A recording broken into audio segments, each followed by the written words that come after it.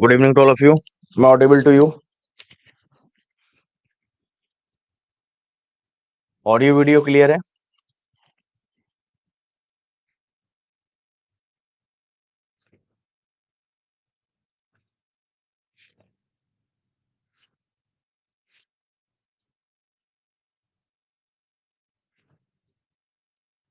हाँ, ठीक है, ओके।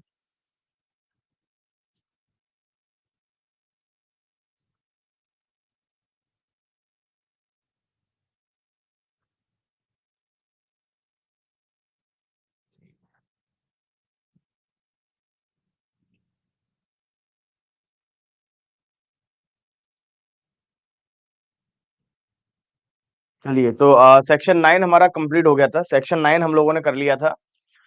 सेक्शन 9 में एक्सप्रेस बार और implied bar we have done in the previous class.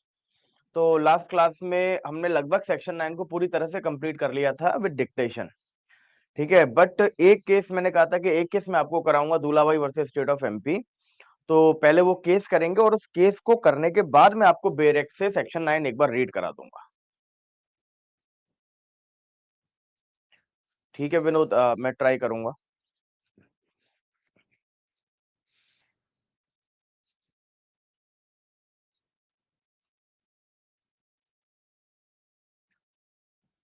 ठीक है, तो चलो, एक केस आप लिखिए, Dhulabhai versus state of MP.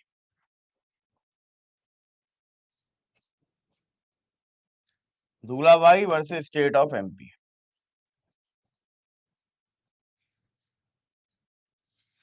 Dhulabhai versus state of MP. Dhulabhai versus state of MP.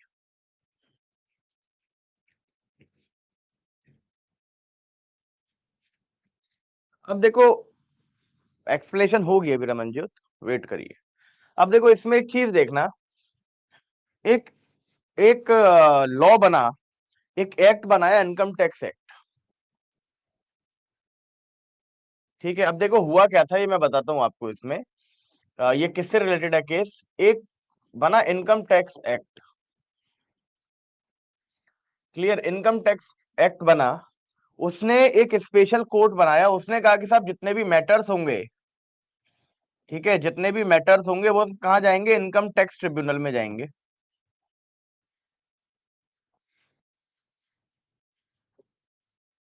ठीक है, इसने मतलब क्या कर दिया, एक स्पेशल कोर्ट, एक स्पेशल कोर्ट को स्टेब्लिश कर दिया इनकम टैक्स के मैटर्स के लिए। इस एक्ट ने इनकम टैक्स के मैटर के लिए एक स्पेशल कोर्ट को क्या कर दिया? एक स्पेशल कोर्ट को स्टेब्लिश कर दिया। क्लियर, स्पेशल कोर्ट को स्टेब्लिश करने के बाद इसमें एक मैटर जाता है, और वो मैटर होता है, कभी कभी होता है ना कि इनकम टैक्स ज्यादा जमा हो गया। क्लियर, फिर उसको उसके रिफंड के लिए हम डालते हैं। क्लियर, मान लो आपको जमा करना था, आपने कुछ ज्यादा जमा कर दिया, उसके बाद आपको अपना रिफंड चाहिए था। ठीक है, और उसको लेके एक केस जो है सुप्रीम कोर्ट में गया, वो सॉरी इनकम टैक्स ट्रिब्यूनल में गया कि साहब हमारा जो इनकम टैक्स है वो ज्यादा चला गया है। क्लियर, हमारा जो इनकम टैक्स है वो ज्यादा चला गया है। तो हमने क्या करा?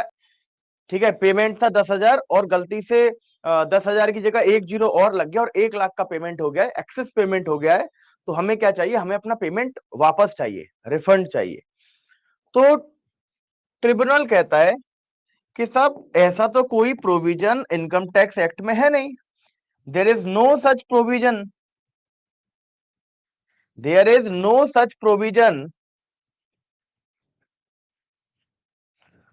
Related to the refund. There is no such provision related to the refund. तो भाई हो सकता है कि इनकम टैक्स वालों ने या फिर इनकम टैक्स एक्ट में जो जब पार्लियामेंट ने इसे बनाया होगा तो इसके बारे में उनका ध्यान ना गया गया हो कि साहब ऐसा भी कोई व्यक्ति हो सकता है जो इनकम टैक्स भी ज्यादा जमा कर दे। ठीक है, जितना होता है उतना ही जमा करने से बचते हैं, तो ऐसा कोई व्यक्ति तो होगा नहीं जो ज्यादा जमा कर दे। तो इससे रिलेटेड मतलब रिफंड से रिलेटेड इस एक्ट में कोई भी प्रावधान नहीं था, कोई भी प्रोविजन नहीं था। क्लियर। तो इनकम टैक्स ट्रिब्यूनल ने कहा कि साहब जब इसी में कोई ऐसा प्रोविजन नहीं है तो मैं आपके पैसे लौटाने का कोई भी ऑर्डर नहीं कर सकता, है ना, क्योंकि कोई पॉलिसी नहीं है, कोई प्रोविजन नहीं है। और मैं तो क्या है, मुझे तो इनकम टैक्स एक्ट ने बनाया है, तो जो जो प्रोविजंस इनकम टैक्स एक्ट के हैं, जो जो पावर्स इनकम टैक्स एक्ट ने मुझे दी हुई हैं, मैं केवल उतना ही एक्सरसाइज कर सकता हूं। मैं अपनी मर्जी से कोई भी ऑर्डर नहीं दे सकता, क्योंकि रिफंड को लेके कोई भी ऐसा प्रोविजन इनकम टैक्स एक्ट में नहीं है। इस वजह से उससे बाहर हटके मैं कोई भी एक्स्ट्रा काम नहीं कर सकता। तो यहां पर इनकम टैक्स ट्रिब्यूनल ने क्या करा, उसे रिफंड कराने से मना कर दिया। क्यों? क्योंकि इनकम टैक्स एक्ट में क्या था, इनकम टैक्स एक्ट में ऐसा कोई भी प्रोविजन नहीं था। क्लियर। अब देखो, ऐसे केस हो गया, जब यहां से नहीं मिला तो सुप्रीम कोर्ट में केस हो गया। 1968 का केस है सुप्रीम कोर्ट का। सुप्रीम कोर्ट ने कहा कि अगर कोई स्पेशल लॉ बनता है, अब देखो जैसे स्पेशल लॉ बना था,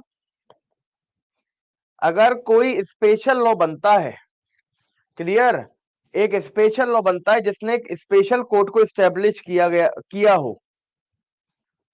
ठीक है, मान लो कोई स्पेशल लॉ हम बनाते हैं, जिस स्पेशल लॉ से हमने क्या किया हो, एक स्पेशल कोर्ट का एस्टेब्लिशमेंट किया हो।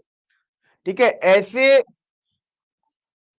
ऐसे में सारे मैटर इस स्पेशल कोर्ट में जाएंगे, ये आपको पता है। ऐसे में सारे मैटर्स कहां जाएंगे, जो इस लॉ से रिलेटेड पर्टिकुलर मैटर्स हैं वो सब इस कोर्ट में जाएंगे। तो सुप्रीम कोर्ट कहता है कि अगर किसी भी मैटर से रिलेटेड,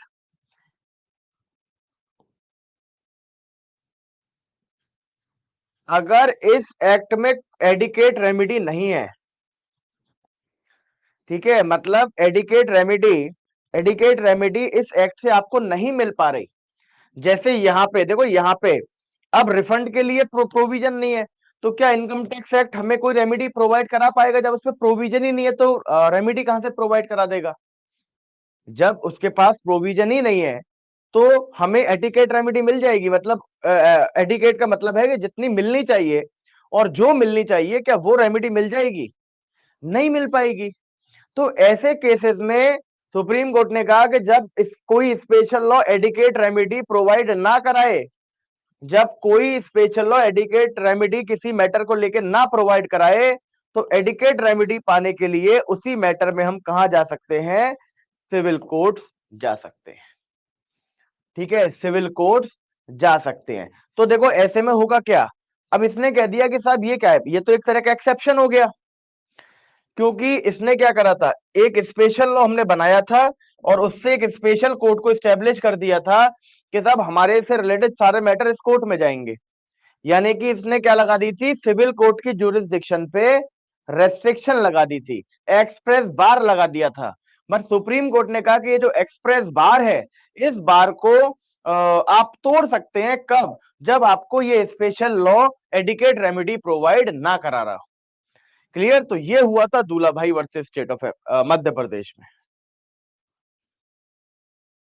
हाँ काफी, मतलब काफी, या मतलब जितनी हमको चाहिए, ठीक है, उतनी हमें ना मिल पाए तो हम उसे एडिकेट बोलते हैं, मतलब उसका यही है। बताइए, केस क्लियर हुआ आपको? पहले ये बताओ, केस क्लियर हुआ?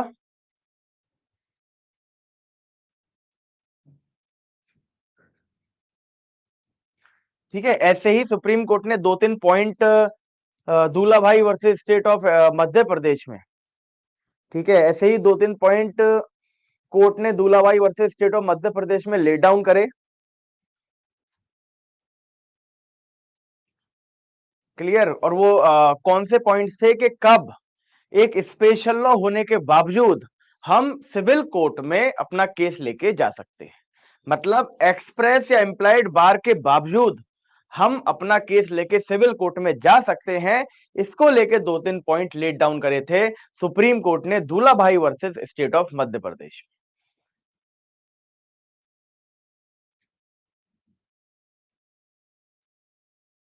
ठीक है, very good Ujjwal, very good.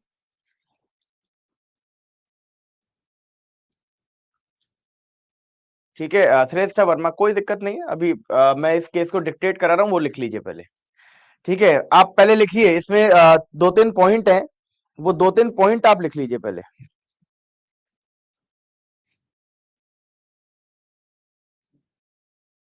Please right. हाँ, रिफंड करा दिया था। मतलब उसने सिंपल कह दिया था कि ठीक है, आपकी रेमेडी नहीं है ना, आप मतलब केस का निवारण भी किया था, साथ में ये लेट डाउन भी करा था कि अगर ऐसा कोई केस पड़ जाए जहां पर प्रॉपर रेमेडी आपको स्पेशल लॉ से नहीं मिल पा रही, तो स्पेशल लॉ से प्रॉपर रेमेडी लेने के लिए आपको क्या करना पड़ेगा, आप सिविल कोर्ट जा सकते हैं।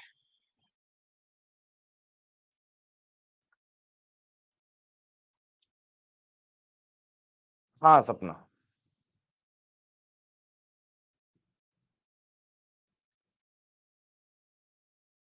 हाँ आमिर, अभी लिखवा रहा हूँ बेटा, है ना, थोड़ा सा वेट करिए। आमिर अब्बास। ठीक है, अभी लिखवा रहा हूँ, सारे पॉइंट इसमें लिखवाऊंगा मैं।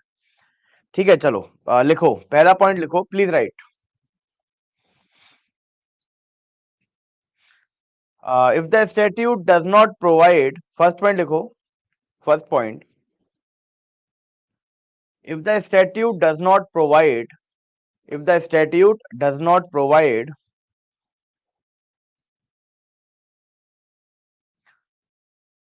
if the statute does not provide for adequate remedy, जो मैंने अभी लिखवाया आपको, if the statute does not provide any adequate remedy, any adequate remedy, then also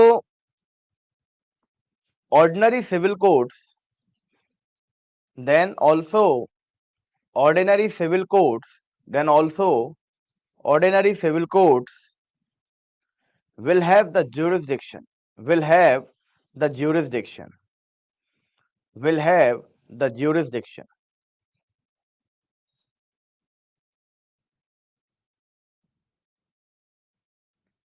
ठीक है, will have the jurisdiction.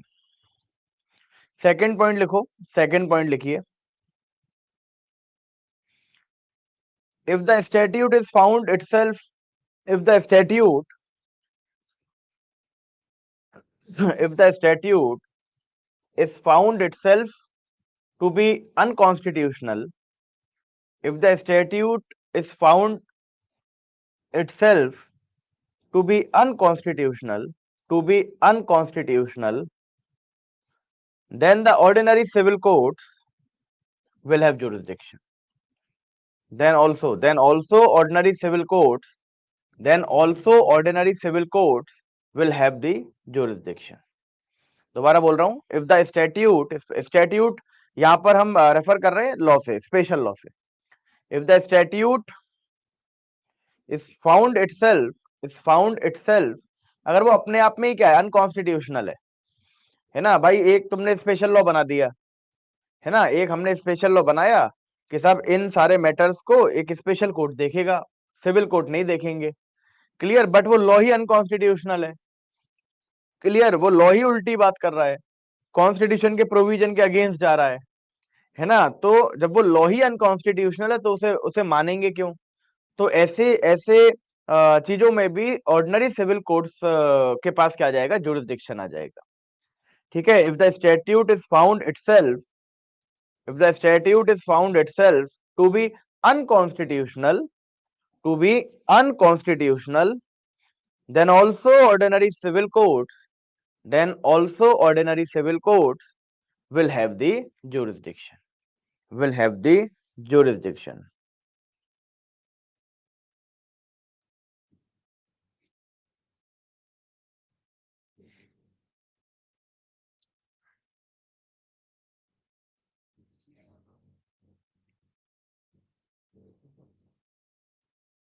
Devendra Mokhede, इस पे बात करेंगे लास्ट में, है ना, मैंने पढ़ लिया है आपका, लास्ट में बात करेंगे इस पे। अभी एक्सप्लेनेशन कराऊंगा बेटा, अभी पहले सुमित सांगवान, पहले हम दूलाबाई वर्सेस स्टेट ऑफ एमपी कर रहे हैं, ठीक है।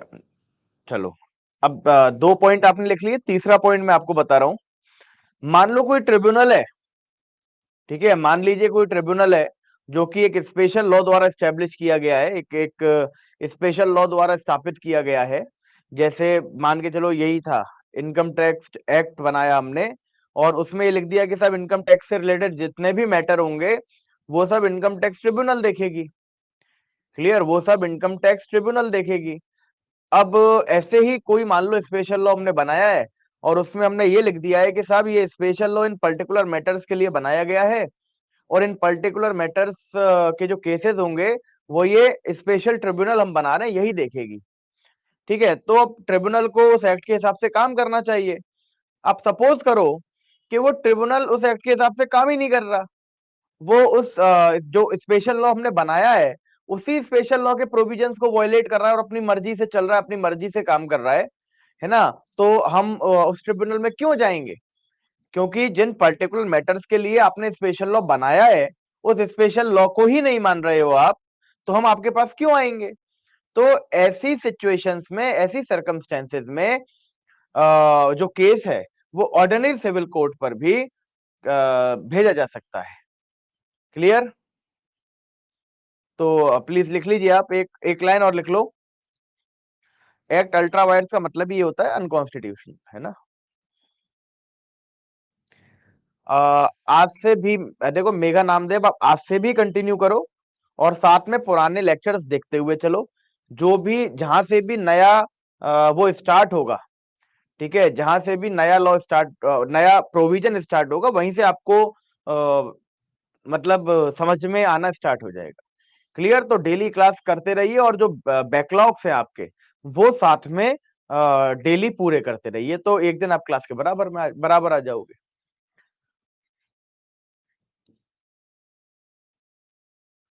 ठीक, और लास्ट पॉइंट लिख लो, please write last point, last point लिख लीजिए। If the tribunal has violated the if the tribunal has if the tribunal has violated the if the tribunal has violated the principle of natural justice, if the tribunal has violated the if the tribunal has violated the principle of natural justice, principle of natural justice, then also the ordinary civil court, then also the ordinary civil court will have the jurisdiction. ठीक है, then also the ordinary civil court will have the jurisdiction, will have the jurisdiction. Clear? अब देखो यहां पर हमने section 9 को कर लिया, सेक्शन 9 को कर लिया, और सेक्शन 9 में जो इंपॉर्टेंट केस थे, ठीक है, ये भी एक बहुत इंपॉर्टेंट केस था, दूलाभाई वर्सेस स्टेट ऑफ एमपी, ठीक है, ये भी हमने पूरा कर लिया। अब देखो, अब हम बेयर एक्ट पे चलते हैं। एक बार सेक्शन 9 का आपको बेयर एक्ट मैं रीड करा देता हूं, और एक्सप्लेनेशन को रीड करा देता हूं। एक्सप्लेनेशन देखो कुछ है नहीं, explanation suit of civil nature पढ़ाते वक्त जो भी मैंने समझाया है ना आपको, वो एक्सप्लेनेशन बताता है ना। तो एक्सप्लेनेशन को जब हम रीड करेंगे, एक्सप्लेनेशन को जब हम रीड करेंगे तो आपको ये समझ में आएगा कि हम ऑलरेडी वो सूट ऑफ सिविल नेचर में कर चुके हैं। हाँ, नामिका सिंह 9 कंप्लीट हो गया, बस बेरेक्ट से आपको मैं रीड करा दूंगा तो और आपको ठीक से समझ में आ जाएगा। उससे पहले एक अनाउंसमेंट सुन लीजिए। जैसे मैं यूट्यूब पे मैंने बिल्कुल बंद कर दिया था, ठीक है, बट क्योंकि आपको पता है कि यूपी और बिहार आने वाले हैं, ठीक है, यूपी और बिहार आने वाले हैं, जुडिशरी भी और पीसीएस और एपीओ भी, ये दोनों एग्जाम आने वाले हैं यूपी और बिहार के, मतलब 2 महीने के अंदर। ठीक, तो इनके लिए सबसे इंपॉर्टेंट है जीके, ठीक है, इसके लिए सबसे इंपॉर्टेंट क्या है? जीके। तो अब मैं हर 1-2 दिन बाद, है ना। आफ्टर एवरी 1 और 2 डेज एक स्पेशल सेशन में यूट्यूब पे लूंगा। एक स्पेशल सेशन में यूट्यूब पे लूंगा हर हर 1-2 दिन बाद। है ना, पेड में मैं इसलिए नहीं लूंगा क्योंकि पेड में एक बैच को पढ़ा पाऊंगा, 2 को 3 को पढ़ा पाऊंगा। अब क्योंकि जीके बहुत इंपॉर्टेंट है ना, और सारे बैचेस एक साथ वो क्लास कर लें। ठीक है, इस वजह से मैं ये जो जीके की जो मैं स्पेशल सेशंस लेना स्टार्ट करूंगा, ये यूट्यूब पे स्टार्ट करूंगा। क्लियर। और इसमें आज एक स्पेशल सेशन में लूंगा। ठीक है, आज एक स्पेशल सेशन लूंगा, वो लूंगा हिस्ट्री पे।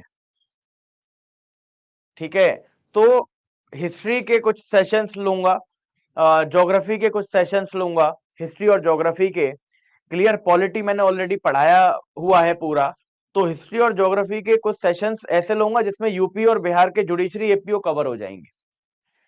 क्लियर। मतलब हमें कोई आईएएस वाली या पीसीएस वाली हिस्ट्री ज्योग्राफी नहीं पढ़नी। ठीक है, तो आज मैं हिस्ट्री पे एक सेशन लूंगा। और देखो, मैं मॉडर्न हिस्ट्री आज मैं पढ़ाऊंगा। मॉडर्न हिस्ट्री में जितने भी सारे इंपॉर्टेंट सेशंस, आईएनसी के सारे इंपॉर्टेंट सेशंस मैं आपको आज करा दूंगा। ठीक है, और बिल्कुल एग्जामिनेशन पॉइंट ऑफ व्यू से। हाँ, सब में आता है लव, सब में आता है, सब में आएगा। आइए, एग्जाम बिल्कुल यूपी और बिहार और जितने भी जुडिशरी में, जितने भी स्टेट की जुडिशरी में स्टैटिक जीके पूछी जाती है, बिल्कुल उसी के हिसाब का मैं आपको ये इस जीके के स्पेशल सेशंस कराऊंगा। ठीक है, तो आज है। अब देखो, टाइम मेरा वही है। टाइम मैं सोच रहा हूँ आज, मतलब टाइम तो वही है बेटा, मतलब 10 बजे से मैं सोच रहा हूँ 10 बजे ही रखूं, क्योंकि मेरी सारी क्लास 10 बजे ही होती थी। ठीक है, मेरी सारी क्लास 10 बजे ही होती थी।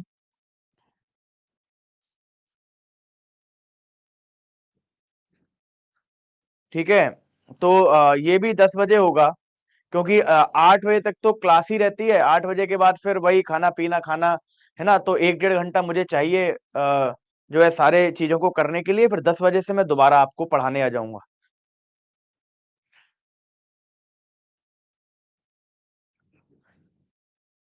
ठीक है, तो आप याद रखिएगा, सब बच्चे याद रखिएगा कि आज, ठीक है, कहां पर आना है आपको? Study IQ judiciary channel.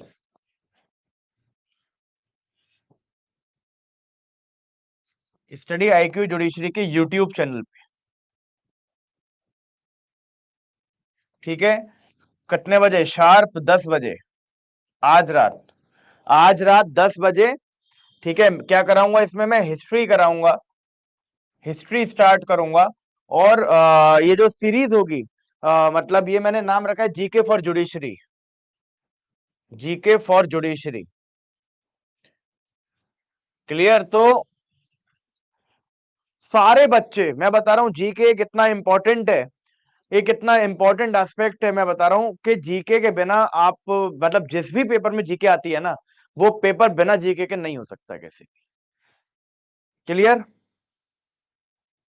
तो लिंक मैं ग्रुप पे ऑलरेडी सेंड कर दूंगा रात में। उस लिंक पे क्लिक करके आ जाना, और जो ग्रुप में नहीं है वो स्टडी आईक्यू जुडिशरी के यूट्यूब चैनल पर 10 बजे आ जाना लाइव। Clear, live. तो मैं एक्सपेक्ट करूंगा कि सारे बच्चे आए। क्लियर, मैं एक्सपेक्ट करूंगा कि सारे बच्चे आए, क्योंकि जितने ज्यादा तादाद में होंगे उतना ज्यादा मोटिवेशन रहता है टीचर के पास पढ़ाने के लिए। उतनी ज्यादा मैं रिसर्च करूंगा आपके लिए, उतना ज्यादा मैं बढ़िया आपके लिए मटेरियल रिसर्च करके लाऊंगा, उतना बढ़िया पढ़ा के जाऊंगा। ठीक है, चलिए, ठीक है सर। अब चलते हैं आगे। अब देखो, अब आप बेरेक्ट ओपन करिए अपना। Please open your बेरेक्ट, open section number 9।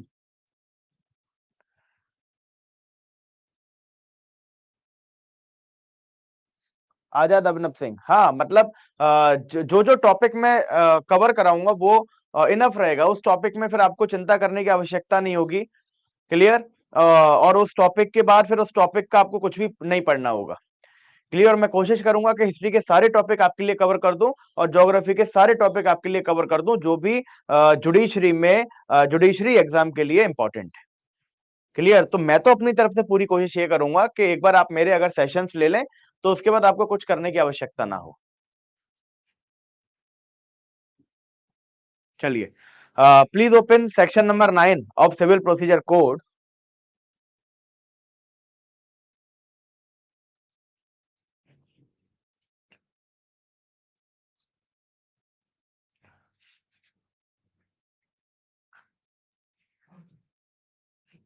आज होगा सीमा मिश्रा, पूरी कहानी खत्म हो गई, आप पूछ रहे हैं कब होगा? आज होगा। मैंने वहां पर लिखा ना टुडे, टुडे एट 10 PM। तो आज रात को आपको 10 बजे यूट्यूब चैनल पर आना है, जीके का सेशन मैं लूंगा। ठीक है। और जीके बहुत इंपॉर्टेंट चीज है, बहुत इंपॉर्टेंट। आपको ये रियलाइज होगा बाद में, बट आपको ये रियलाइज होगा कि जीके बहुत इंपॉर्टेंट है किसी भी एग्जाम के लिए। अब देखो सेक्शन 9 देखिए। अब देखो ये हमने पढ़ा कि द कोर्ट्स शैल, मैंने बताया था पहले भी कि साहब शैल है, मैंडेटरी है, ड्यूटी है। The court shall subject to the provision herein contained have jurisdiction to try all suit of civil nature expecting suits accepting suits of which their cognizance is either expressly or impliedly barred, either expressly or impliedly barred। Clear. फिर देखो, अब देखो explanation देख रहे थे हम, अब देखो एक्सप्लेनेशन 1 पहले देखो। Please see explanation 1। ये कहता है कि अ suit in which the right to property or to an office is contested। मतलब आप कोई सूट कंटेस्ट कर रहे हो किससे रिलेटेड? प्रॉपर्टी से रिलेटेड या किसी ऑफिस से रिलेटेड। क्लियर। कोई हेरिडिटरी ऑफिस है कि साहब ये हेरिडिटरी ऑफिस है। हेरिडिटरी ऑफिस का मतलब होता है जिसमें खानदानी लोगों को जगह दी जाती है। जैसे बाप के बाद बेटा लगेगा, बेटे के बाद उसका बेटा लगेगा, उसके बेटे के बाद उसका बेटा लगेगा। तो आप किसी प्रॉपर्टी के लिए कंटेस्ट कर रहे हो या फिर किसी ऑफिस के लिए कंटेस्ट कर रहे हो, is a suit of civil nature, is a suit of civil nature. उस प्रॉपर्टी या ऑफिस के राइट को क्या माना जाएगा? सूट ऑफ सिविल नेचर माना जाएगा। मतलब अगर आप इस राइट के लिए लड़ रहे हो, हाँ भूरीनाथ वेरी गुड, है ना, तो ये क्या माना जाएगा? सूट ऑफ सिविल नेचर माना जाएगा। अब इसमें लग रहा है notwithstanding that such right में depend entirely on the decision of questions as to religious rights और सेरेमनी।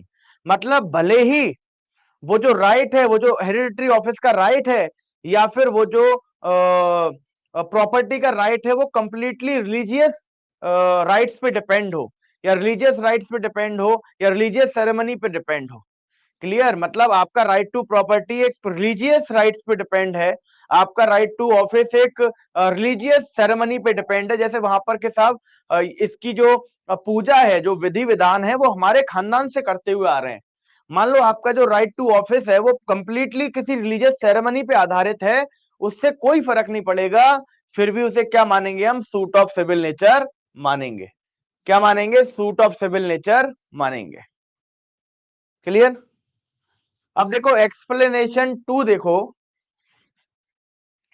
एक्सप्लेनेशन 2 देखो।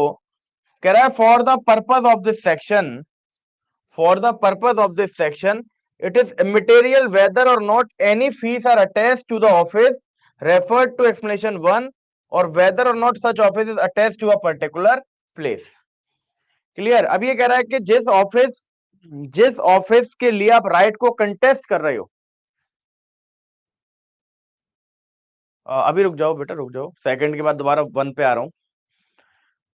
जिस ऑफिस के लिए आप जिस ऑफिस के लिए आप कंटेस्ट कर रहे हो केस को, ठीक है, उस पे कोई फीस अटैच्ड है या नहीं, ठीक है, उससे कोई फीस जुड़ी हुई है या नहीं। क्लियर। वो किसी पर्टिकुलर प्लेस उससे अटैच्ड है या नहीं, इससे कोई भी फर्क नहीं पड़ेगा। क्लियर। दोबारा से समझो, है ना। अब देखो जैसे मैंने आपको एक केस कराया था भूरीनाथ और से state of Jammu and Kashmir. वहां पर क्या था कि साहब जो वैष्णो देवी श्राइन बोर्ड सरकार ने बनाया, वहां पे उन्होंने क्या करा कि साहब चीफ प्रीस्ट का जगह निकाल दी कि साहब चीफ प्रीस्ट जो होगा मंदिर का, टेम्पल का, माता वैष्णो देवी टेम्पल का जो चीफ प्रीस्ट होगा, मुख्य पुजारी होगा, कि साहब वो ये तय करेगा, बोर्ड तय करेगा। बट जो सदियों से माता के मंदिर में जो पूजा करता हुआ आ रहा था, जो मुख्य पुजारी था, वो अपने राइट को कंटेस्ट करता है कि साहब यहाँ तो हमारा पूरा स्टार्टिंग से इसकी स्थापना ही हमने करी थी, तो ये तो पूजा करने का यहाँ जो अधिकार है ये तो मेरा है। क्लियर? तो कोर्ट उसमें ये क्वेश्चन बैठा था कि साहब क्या इस राइट को भी कंटेस्ट किया जा सकता है? क्या इस राइट के लिए भी हम केस कर सकते हैं क्या, कि साहब मेरा ये है पूजा करना, मेरा हेरिडिटरी ऑफिस का राइट है, ये हेरिडिटरी ऑफिस है मेरा, है ना, मतलब ये हमारे बाप दादाओं का ऑफिस है और इसमें हम ही जाएंगे। क्या क्या इसका केस फाइल करा जा सकता है? क्या ये सिविल राइट है आपका? तो वही एक्सप्लेनेशन में बताया है कि कोई राइट टू प्रॉपर्टी या कोई राइट टू ऑफिस है जो प्योरली बेस्ड है किस पे, रिलीजियस राइट्स या रिलीजियस सेरेमनीज पे। क्लियर? जो अगर कोई ऐसा राइट टू ऑफिस या राइट टू प्रॉपर्टी जो पूरी तरह से रिलीजियस सेरेमनी या रिलीजियस राइट्स पे बेस्ड हो, ठीक है, तो भी उसे सूट ऑफ सिविल नेचर माना जाएगा और कोर्ट उसे ट्राई करेगा। क्लियर? कोर्ट उसे ट्राई करेगा। क्लियर? और फिर नीचे से और एक्सटेंड कर दिया, कहा उस सूट से चाहे कोई फीस जुड़ी हो या ना जुड़ी हो। क्लियर? वो किसी किसी पर्टिकुलर प्लेस से अटैच्ड हो या ना अटैच्ड हो, इससे कोई भी फर्क नहीं पड़ेगा। भाई मेरा राइट, अब ऐसा नहीं है कि मान लो मैं रहता अलीगढ़ में हूं, ठीक है, बट मैं कंटेस्ट कर रहा हूं कि साहब मेरा पूरा जो परिवार है वो जो है वहां पुजारी था और हम ही पूजा करते हुए आ रहे हैं, तो वो पर्टिकुलर प्लेस से अटैच्ड हो ना हो, उससे कोई फीस अटैच्ड हो ना हो, इससे कोई भी फर्क नहीं पड़ेगा, है ना। जब भी हम राइट टू प्रॉपर्टी को कंटेस्ट करेंगे, जब भी हम राइट टू ऑफिस को कंटेस्ट करेंगे, हमेशा इन्हें सूट ऑफ सिविल नेचर ही माना जाएगा। क्लियर? हमेशा इन्हें सूट ऑफ सिविल नेचर ही माना जाएगा। क्लियर बेटा इतना?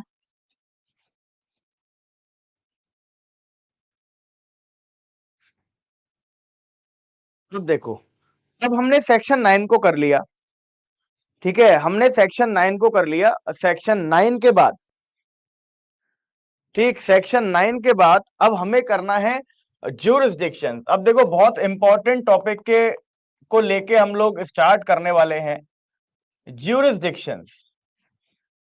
क्लियर? ज्यूरिसडिक्शन, देखो ज्यूरिसडिक्शन एक तरह से मान लो कि को आप कह सकते हो दायरा, दायरा, है ना। जैसे जैसे मान लो ये एक पर्सन है, ठीक है, इसका ये इस पे कुछ पावर्स हैं। समझना एक चीज को समझना, ठीक है, अधिकारिता भी बोलते हैं, अधिकारिता, कि मेरा अधिकार कितना है। अब इसकी पावर है, अब इसकी पावर इतनी है कि ये केवल इतने पोर्शन में इसे एक्सरसाइज कर सकता है। क्लियर? मतलब केवल ये इतनी एक्सरसाइज कर सकता है पावर, ठीक है। मतलब मान लो कि इस पे जादुई शक्ति है, ठीक है, मान लो इस पे कोई जादुई शक्ति है और ये लोगों को खड़े खड़े अपने मुंह से आग निकाल के मार सकता है। क्लियर? कि साहब उन पे पावर है, वो आग से लोगों को मार देते हैं मुंह से। कि अच्छा, कि उनकी आग कहां तक जाती है? कि साहब इतने एरिया तक आग जा सकती है। मतलब अगर इस एरिया में कोई भी व्यक्ति खड़ा होगा, उन सारे व्यक्ति को ये अपने मुंह से आग निकाल के मार सकते हैं। बट अगर कोई व्यक्ति यहां खड़ा है, क्लियर, तो इस पर्सन का इस पर कोई भी वश नहीं चलेगा।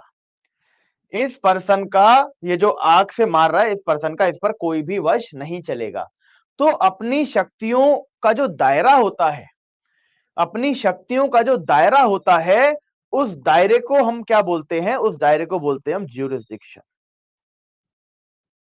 ज्यूरिसडिक्शन।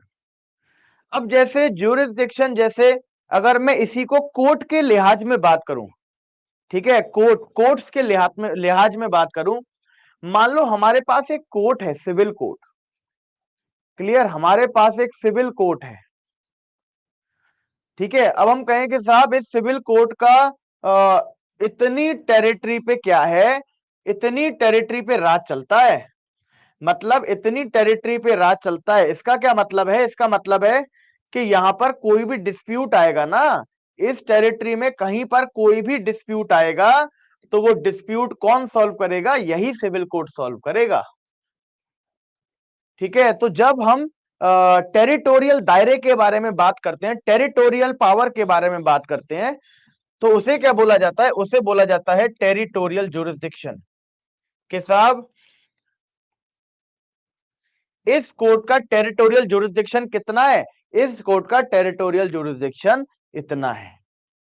ठीक है, कि इस टेरिटरी पे जितने भी डिस्प्यूट आएंगे, ठीक है, इस टेरिटरी पे जितने भी डिस्प्यूट आएंगे वो सारे डिस्प्यूट कौन ट्राई कर देगा? ये सिविल कोर्ट ट्राई कर देगा। ठीक है, वो कौन ट्राई कर देगा? ये सिविल कोर्ट ट्राई कर देगा। ठीक है, एक क्या होता है? एक होता है मनी से रिलेटेड, मनी से रिलेटेड, है ना। अब का इसका टेरिटोरियल जुरिस्डिक्शन कितना है? इतना। फिर मैंने कहा कि साहब ये केवल 5 लाख तक के 5 लाख तक के ही डिस्प्यूट को सुन सकता है। ठीक है, 5 लाख तक के ही डिस्प्यूट को सुन सकता है। तो ये जो 5 लाख तक के जितने भी केस होंगे इस टेरिटरी के, इस टेरिटरी के 5 लाख तक के जितने भी केस होंगे उन पर क्या हो जाएगा? इसका अधिकार हो जाएगा। अधिकार का मतलब है, मतलब वो सारे केस कौन सुनेगा? यही सिविल कोर्ट सुनेगा। क्लियर? तो पैसे से रिलेटेड जो जुरिस्डिक्शन, पैसे का जो दायरा होता है उसे हम बोलते हैं पिक्यूनरी। उसे क्या बोलते हैं? Pecuniary jurisdiction. ठीक है, पिक्यूनरी जुरिस्डिक्शन। तो ऐसे ही एक कोर्ट की बहुत सारी जुरिस्डिक्शंस होती हैं। क्लियर? ऐसे ही एक कोर्ट के बहुत सारे दायरे होते हैं। पैसे से रिलेटेड उसका दायरा होगा, जमीन एरिया से रिलेटेड उसका दायरा होगा। क्लियर? पर्टिकुलर मैटर से रिलेटेड उसका दायरा होगा। मतलब हर इंसान की लिमिट जैसे होती है ना कि साहब इसकी लिमिट है एक, ठीक है, इसकी एक लिमिट है कि ये पढ़ा सकता है, ये पढ़ा सकता है बट लॉ पढ़ाएगा। ये पढ़ा सकता है पर 4 घंटे से ज्यादा नहीं पढ़ा सकता। तो ये टाइम को लेके दायरा कितना है? इतना दायरा है ना। सब्जेक्ट को लेके दायरा कितना है कि साहब सब्जेक्ट ये पढ़ा लेगा, इतना दायरा है। ठीक है, और कहां पे पढ़ा पाएगा कि साहब ये केवल अलीगढ़ में पढ़ा पाएगा। ये टेरिटरी को लेके दायरा है ना। तो ये दायरा जो होता है ना, ये जो लिमिट होती है, इसी को हम बोलते हैं ज्यूरिसडिक्शन। इसी को हम क्या बोलते हैं? इसी को हम बोलते हैं ज्यूरिसडिक्शन। अब देखो हम कितने प्रकार की कोर्ट के ज्यूरिसडिक्शन पढ़ेंगे, है ना। कितने प्रकार के ज्यूरिसडिक्शन पढ़ेंगे? सबसे पहले आप वो देख लीजिए, आप लिख लीजिए types of jurisdictions. Types of jurisdictions. Types of jurisdictions. ठीक है, अब देखो इसमें हम एक पढ़ेंगे subject matter jurisdiction. Subject matter jurisdiction. Subject matter jurisdictions. Clear? अब कहोगे साहब ये किस सेक्शन में पढ़ते हैं? तो ये सेक्शन 9 में ही पढ़ते हुए आए हो, बस आपको मुझे दिखाना है कि कैसे। क्लियर? मैं कहूंगे साहब इसे कौन से सेक्शन में हम लोग पढ़ेंगे, तो ये हमने पढ़ चुके। Subject matter jurisdiction we have already read in section 9, है ना। आप कहोगे सर आपने तो हमें कहीं ऐसा जुरिसडिक्शन वाला खेल नहीं पढ़ाया, है ना। तो मैं अब आपको दिखाऊंगा कि कैसे सब्जेक्ट मैटर जुरिसडिक्शन सेक्शन 9 में ही फॉल करेगा। क्लियर? इसके बाद हम पढ़ेंगे पिक्यूनरी जुरिसडिक्शन। ठीक है, इसके बाद हम पढ़ेंगे पिक्यूनरी जुरिसडिक्शन। पिक्यूनरी का मतलब आपको पता होगा, मतलब मनी रिलेटेड, मनी रिलेटेड। ठीक है, मनी रिलेटेड। इसके लिए हम पढ़ते हैं सेक्शन 15। ठीक है, और 3 और 6 और पढ़ते 15, 3 और 6, सेक्शन 3, सेक्शन 6, सेक्शन 15। क्लियर? इसके बाद सब सबसे इंपॉर्टेंट जुरिस्डिक्शन आएगा जो सबसे लंबा चलेगा, that is territorial jurisdiction. That is territorial jurisdiction. और ये जो जुरिस्डिक्शन है ये हम पढ़ेंगे 16 से लेके 20। ठीक है, ये जो टेरिटोरियल जुरिस्डिक्शन है ये हम पढ़ेंगे 16 से लेके 20 तक। सेक्शन 16 टू सेक्शन 20 कवर होंगे। This is the most important part of CPC, most important part, most important, most technical part of CPC, और सबसे बहुत इंटरेस्टिंग। क्लियर, बहुत इंटरेस्टिंग। इंटरेस्टिंग क्यों? क्योंकि आपकी समझ में आएगा उतना ही अच्छा, है ना। तो जो चीज अच्छी समझ में आती है वो ऑटोमेटिकली इंटरेस्टिंग बन जाती है, चाहे कोई भी सब्जेक्ट हो, कोई भी प्रोविजन हो। इसलिए मैं बता रहा हूं कि this is the most interesting part, this will be the most interesting part of civil procedure code. Clear. इसके बाद हम कराएंगे लास्ट इसमें जुरिस्डिक्शन में transfer of suits, transfer of suits, transfer of suits. ठीक है, और इसके लिए हम पढ़ेंगे सेक्शन 22 से लेके सेक्शन 25, सेक्शन 22 से लेके सेक्शन 25। ठीक है, ये टेबल आप पहले बना लीजिए। सेक्शन नंबर लिखा तो है, सेक्शन 16 से सेक्शन 20 तक। ठीक है, सेक्शन 16 से सेक्शन 20। आशी पाठक, हाँ करेक्ट।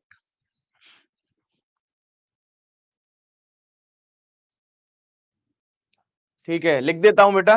बहुत बढ़िया, थैंक यू सो मच आशी पाठक। ठीक है, मैं लिख देता हूं हिंदी वालों के लिए भी।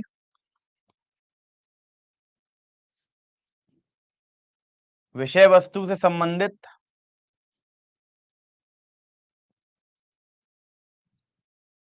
ठीक है, क्षेत्राधिकार। ठीक है, विषय वस्तु मतलब सब्जेक्ट मैटर, विषय वस्तु से संबंधित क्षेत्राधिकार। ठीक है, इसके बाद धन संबंधित क्षेत्राधिकार, धन संबंधित क्षेत्राधिकार, ये तो सबके नीचे लिखना ही है, धन संबंधित क्षेत्राधिकार। स्थानीय क्षेत्राधिकार, स्थानीय क्षेत्राधिकार, स्थानीय क्षेत्राधिकार।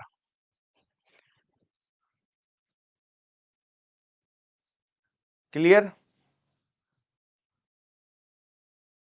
ठीक है बेटा, इसमें रिट जुरिस्डिक्शन नहीं होगा, सिविल प्रोसीजर कोड में आप इतने ही प्रकार के जुरिस्डिक्शन पढ़ेंगे। ठीक है, इतने ही प्रकार के जुरिस्डिक्शन पढ़ेंगे। रिट जुरिस्डिक्शन बेटा केवल हाई कोर्ट और सुप्रीम कोर्ट पे होता है ना। रिट हम कहाँ फाइल करते हैं? रिट फाइल करते हैं, रिट पिटीशन फाइल करते हैं इधर सुप्रीम कोर्ट और हाई कोर्ट। क्लियर। तो इनके पास जो जुरिस्डिक्शन होगा वो सब्जेक्ट मैटर जुरिस्डिक्शन होगा। ठीक है, लास्ट वाला वादों, ठीक है, वादों का स्थानांतरण, वादों का स्थानांतरण, वादों का क्या लिखा है? स्थानांतरण, स्थानांतरण। ठीक है, तो देखो कुछ ही सेकंड लगते हैं हमें किसी भी इंग्लिश की हिंदी जानने में, है ना। कुछ ही सेकंड लिखते हैं। अब देखो आशी पाठक ने इसमें भेज दिया, है ना, विनय बिष्ट ने भेज दिया हिंदी, है ना, अविनाश कुमार ने हिंदी भेज दिया। तो जब ये लोग भेज रहे हैं तो जिसे सच में जरूरत है वो भी तो निकाल सकता है इसकी हिंदी। यही मैं कल समझा रहा था कि अप्रोच में फर्क होना चाहिए, है ना। अगर हमारी अप्रोच है कि यार नहीं, हमें तुरंत ले लेना है, तुरंत हमें चीज को ढूंढ के लिख लेना है ना, जैसे खुशबू जायसवाल ने भेज दिया, तो जब ये निकाल सकते हैं तो सब निकाल सकते हैं। क्लियर। जो नहीं निकाल सकता वो यहां से देख के उतार ले। ठीक है, तो ये these are the different type of jurisdictions जो हम सिविल प्रोसीजर कोड में पढ़ने वाले हैं। ठीक है, ये टाइप्स ऑफ जुरिस्डिक्शन है, और इसी क्रम में हम पढ़ेंगे। सबसे पहले सब्जेक्ट मैटर जुरिस्डिक्शन में आपको बताऊंगा कि हमने कैसे पढ़ा, सेक्शन 9 को पढ़ते हुए कैसे हमारा सब्जेक्ट मैटर जुरिस्डिक्शन कवर हुआ। फिर हम पेक्यूनरी जुरिस्डिक्शन पे आएंगे, फिर हम टेरिटोरियल जुरिस्डिक्शंस पे आएंगे, और फिर ट्रांसफर ऑफ सूट पे आएंगे। इससे हमारा पूरा जुरिस्डिक्शन का जो टॉपिक है, ठीक है, वो कंप्लीट हो जाएगा। क्लियर, टॉपिक कंप्लीट हो जाएगा। ठीक है, ये उतार लिया बेटा सबने? बताइए, ये उतार लिया?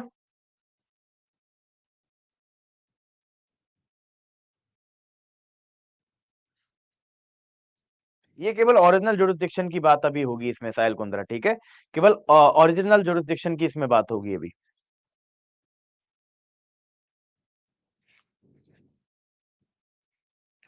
अब देखो,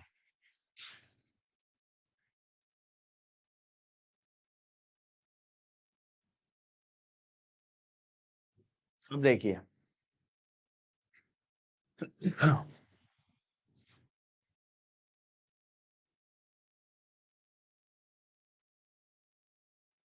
अब सबसे पहले स्टार्ट करते हैं हम सब्जेक्ट मैटर जुरिस्डिक्शन, ठीक है, सब्जेक्ट मैटर ज्यूरिस्डिक्शन,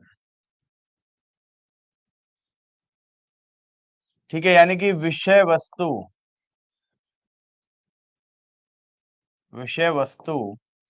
क्षेत्राधिकार,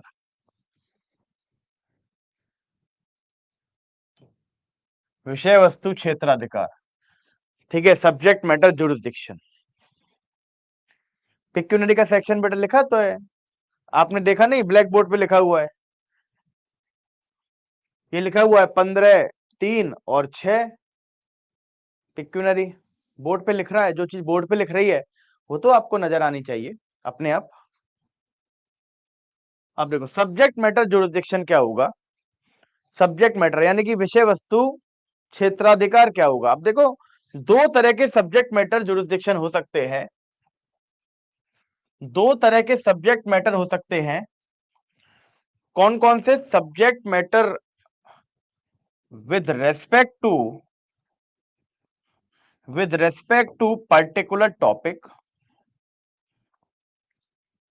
with respect to particular topics जैसे with respect to the labour, with respect to the insolvency,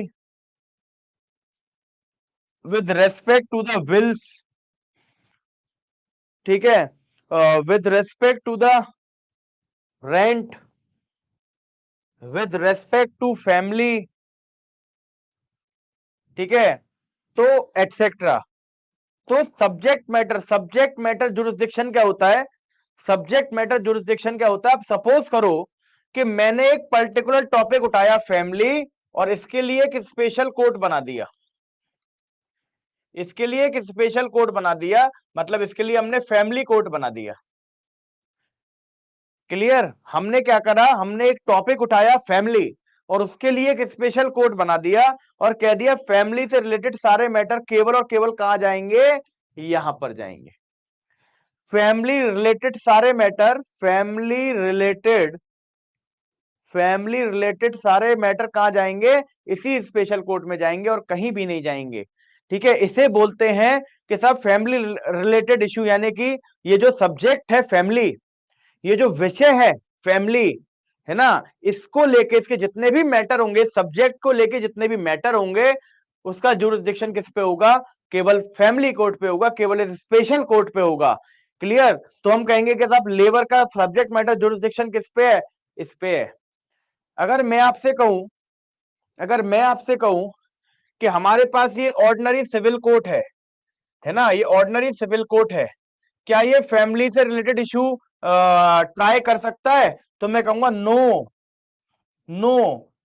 this court does not have subject matter jurisdiction. क्या कहूंगा? नो, ठीक है, नो, क्यों? This court does not have subject matter jurisdiction, this court does not have subject matter jurisdiction. Subject matter jurisdiction केवल किस पे होता है, किस पे होगा, इस फैमिली कोर्ट पे होगा। क्लियर? तो हम जो एक्सप्रेस और इंप्लाइड बार वाली बात करते हैं, ठीक है, हम जो पढ़ के आए हैं एक्सप्रेस और इंप्लाइड बार वाली बात, एक्सप्रेस और इंप्लाइड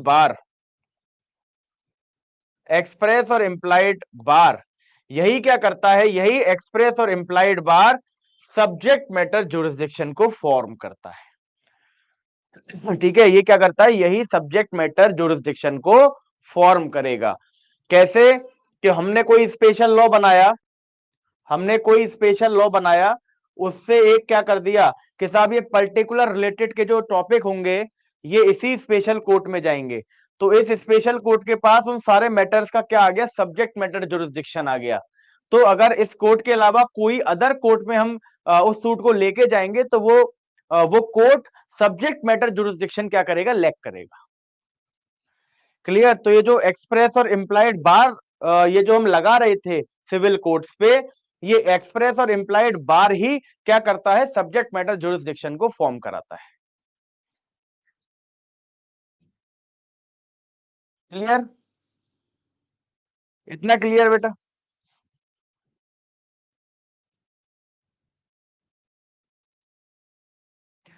ठीक है। और क्या है, with respect to particular suit, with respect to particular suit. ठीक है, एक होता है with respect to particular topic, या फिर with respect to particular subject, या with respect to particular matters. एक होता है with respect to particular suit. क्या है कि साहब एक सूट पे हमने क्या लगा दिया, रेस्ट्रिक्शन लगा दिया। एक सूट, और सूट पे रेस्ट्रिक्शन लगाने के लिए हमारे पास सीपीसी में ही प्रोविजन गिवन है, जैसे race judicata, res sub judice. Clear, section 11, order 2 rule 2, order 9 rule 4। Clear, these are the examples, these are the examples. Clear. तो ये भी क्या होगा, ये भी सब्जेक्ट मैटर जुरिस्डिक्शन पे रेस्ट्रिक्शन लगा देगा, मतलब सब्जेक्ट मैटर जुरिस्डिक्शन को फॉर्म करा देगा। क्लियर। अब जैसे रेस जुडिकाटा लग रहा है, एक कोर्ट एक सूट को पहले सुन चुका है, उसी कोर्ट में अगर वो सूट आ जाए तो कोर्ट मना कर देगा कि नहीं यार, ये सब्जेक्ट मैटर जुरिस्डिक्शन अब मेरे पास इसका नहीं है। क्यों? क्योंकि इस सूट पे सीपीसी का सेक्शन 11 क्या लगाता है, रेस्ट्रिक्शन लगाता है। क्या लगाता है, रेस्ट्रिक्शन लगाता है। क्लियर। तो अगर अगर हमने कोई स्पेशल लॉ बना के कोई किसी पर्टिकुलर सब्जेक्ट्स के लिए, पर्टिकुलर मैटर्स के लिए स्पेशल कोड बना दिया गया है, तो इस कोड पे उस मैटर का सब्जेक्ट मैटर जुरिस्डिक्शन आ जाएगा। मतलब उस टॉपिक का सब्जेक्ट मैटर जुरिस्डिक्शन इस कोर्ट पे आ जाएगा, और फिर इसके अलावा कोई भी कोर्ट उन टॉपिक्स को नहीं सुन सकता। क्लियर। जैसे हमने फैमिली के लिए फैमिली कोड बना दिया, लेबर के लिए लेबर कोड बना दिया। क्लियर। तो क्या लेबर से रिलेटेड डिस्प्यूट ऑर्डिनरी कोर्ट सुन लेगा? नहीं। क्यों? Because it does not have subject matter jurisdiction, because it does not have subject matter jurisdiction. उसके पास क्या नहीं है, उसके पास सब्जेक्ट मैटर जुरिस्डिक्शन नहीं है। तो सब्जेक्ट मैटर जुरिस्डिक्शन क्या होता है कि हमने किसी पर्टिकुलर टॉपिक के लिए कोई क्या बना दिया गया हो, एक स्पेशल कोड बना दिया हो। क्लियर। या पर्टिकुलर सूट पे हमने क्या लगा दिया हो, कोई रेस्ट्रिक्शन लगा दिया हो कि साहब ये कोर्ट इस कोर्ट में नहीं जाएगा, या फिर ये केवल इसी कोर्ट में जा सकता है। क्लियर। तो ये क्या होंगे, ये सब्जेक्ट मैटर जुरिस्डिक्शन होंगे। ये क्या होंगे, ये सब्जेक्ट मैटर जुरिस्डिक्शन होंगे। हाँ निधि यादव, जितने भी हमने एग्जाम्पल एक्सप्रेस और इम्प्लाइड बार में पढ़े थे, जितने भी हमने एग्जाम्पल इम्प्लाइड और 16 टेरिटोरियल जुरिस्डिक्शन है बेटा राज, अभी धीरे धीरे आएगा ना, तभी धीरे धीरे समझोगे।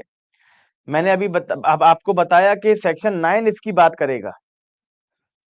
सेक्शन 9 में जो हमने लास्ट में पार्ट पढ़ा ना, एक्सप्रेस और इम्प्लाइड बार, उसमें एक्सप्रेस बार में मैंने आपको बताया था कि ये एक्सप्रेस बार क्या कौन लगाता है, स्पेशल लॉ लगाता है। स्पेशल लॉ ये लिख देते हैं।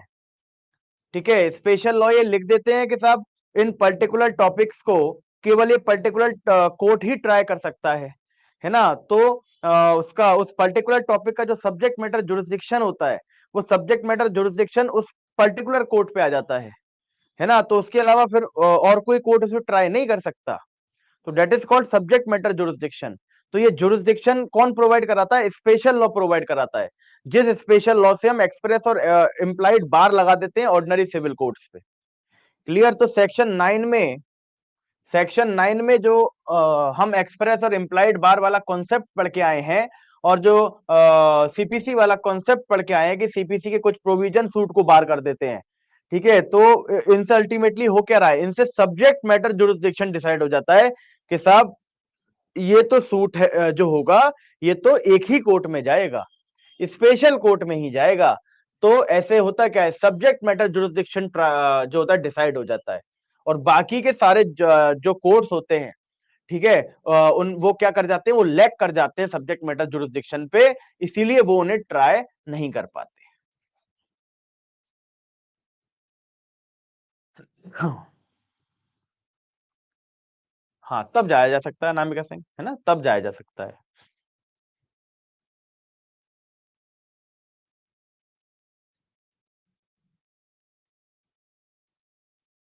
हाँ मनाली, यू आर करेक्ट, है ना, कोर्ट मार्शल भी क्या है, पर्टिकुलर टॉपिक है, पर्टिकुलर टॉपिक। एप्लेट जुरिस्डिक्शन कहां से आ गया, मैंने कहा ना, इस जुरिस्डिक्शन में अंजलि, इस जुरिस्डिक्शन में हम केवल और केवल ओरिजिनल सिविल जुरिस्डिक्शन के बारे में बात करेंगे, एप्लेट जुरिस्डिक्शन के बारे में बात करेंगे जब हम अपील पढ़ेंगे। क्लियर?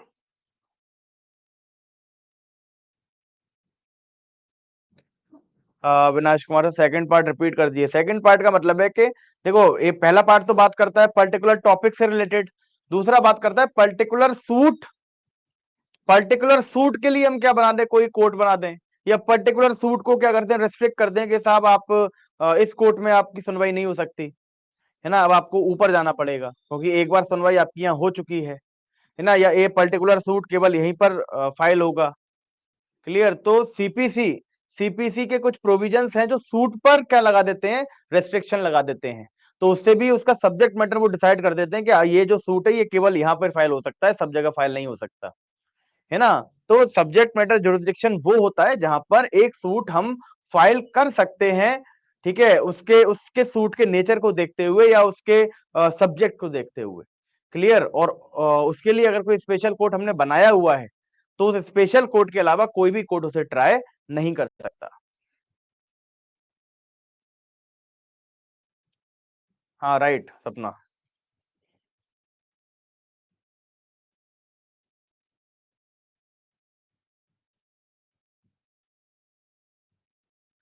हाँ आशीष शर्मा, एक्सेप्शंस तो ले सकते हो आप, मैं जनरल बात कर रहा हूँ।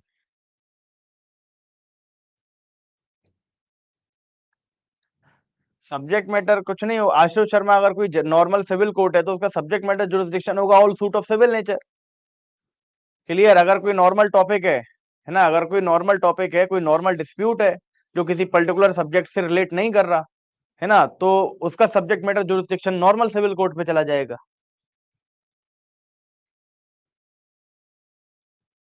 नहीं कर सकता प्रगति शुक्ला, सारे जुरिस्डिक्शन हमें फुलफिल करने पड़ते हैं प्रगति शुक्ला, है ना, सारे सारे पिक्नरी भी देखेंगे, सब्जेक्ट मैटर भी देखेंगे और टेरिटोरियल भी देखेंगे। ठीक है, मैं देख लूंगा डेविड अभी, है ना, पढ़ाने के बाद। हाँ देवेश बनज, करेक्ट।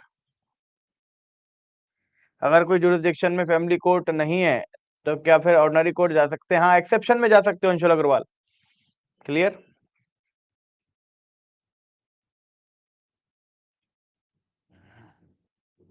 हाँ, दो अलग अलग फाइल हो जाएंगे, दो अलग अलग। ठीक है,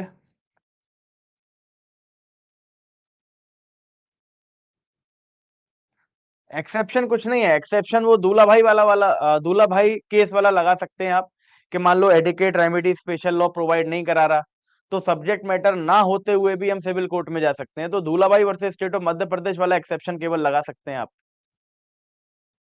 हाँ भाई, सपना कुमारी सिंह जैसे वन एक्सेप्शन इनएडिकेट रिलीफ हो सकता है जिसमें से, बिल्कुल सही कह रहे हो। चलो ठीक है, सब्जेक्ट मैटर जुरिस्डिक्शन पे डिक्टेट में कराऊंगा, उससे और ज्यादा क्लियर होगा, है ना, बट वो कराते हैं ब्रेक के बाद, तो 3-4 मिनट्स का ब्रेक लेते हैं, उसके बाद मैं आपको सब्जेक्ट मैटर जुरिस्डिक्शन पे डिक्टेट कराऊंगा, then we will move to pecuniary jurisdiction. Okay, चलिए, ओके, तो let's take a break of 3-4 minutes, then we will continue.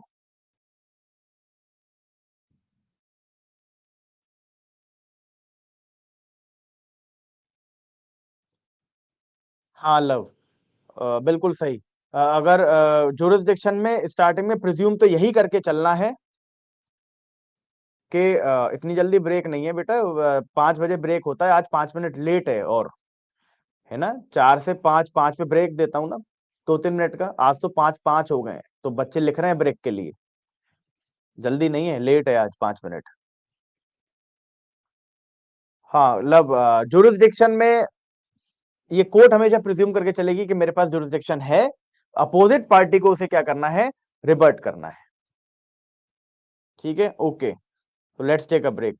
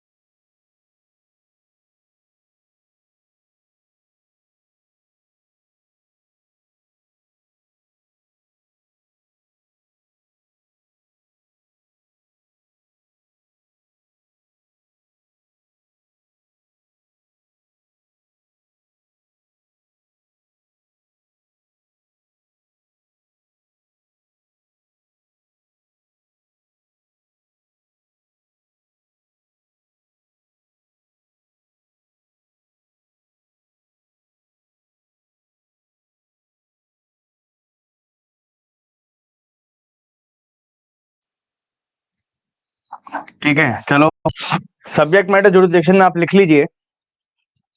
ठीक है, please right under subject matter jurisdiction, heading डाल लीजिएगा subject matter jurisdiction.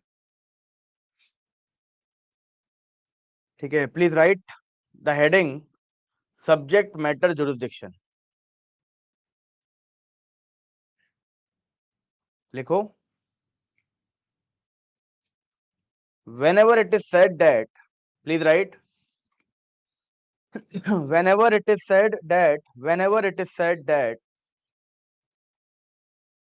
a court does not have,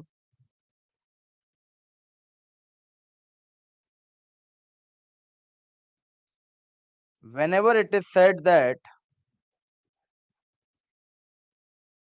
whenever it is said that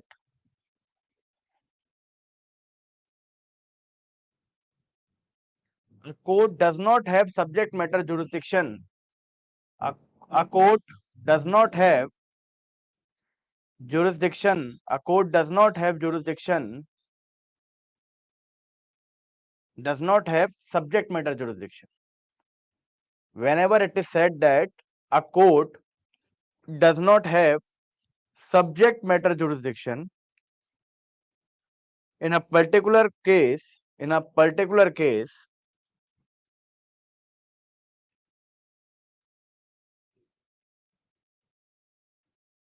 it connotes two things.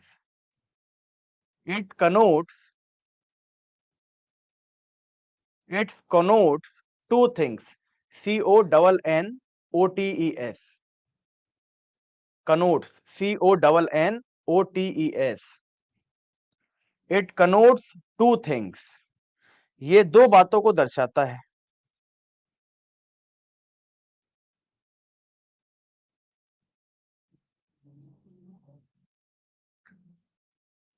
ठीक है, कोनोट्स का मतलब होता है संकेत देना, मतलब ये दो बातों की ओर संकेत करता है। It connotes two things. पहला पॉइंट लिखो, पहली चीज क्या बताता है, मतलब इसका क्या मतलब है, ये कह रहा है कि अगर आप ये कह रहे हैं कि कोर्ट के पास सब्जेक्ट मैटर जुरिसडिक्शन नहीं है इस पर्टिकुलर केस में, तो इसका मतलब क्या होगा, ये दो बातों की ओर संकेत कर रहा है। ठीक है, अगर आप ये कह रहे हैं, अगर आप ये कह रहे हैं कि इस कोर्ट पर इस पर्टिकुलर केस को लेकर सब्जेक्ट मैटर जुरिसडिक्शन नहीं है, तो ये दो बातों की ओर संकेत कर रहा है। किन बातों की ओर संकेत कर रहा है, ये आप देख लीजिए। हाँ, ये पहला पॉइंट है। फर्स्ट पॉइंट लिखो, on that particular topic,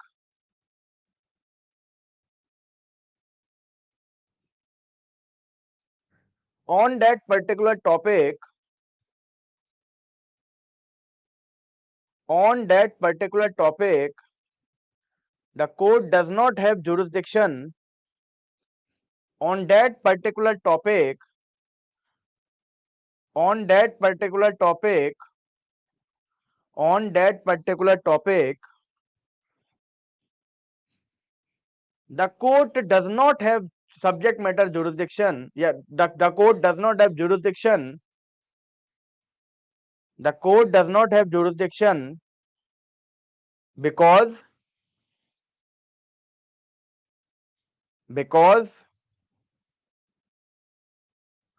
that topic is reserved for some special court. That topic is reserved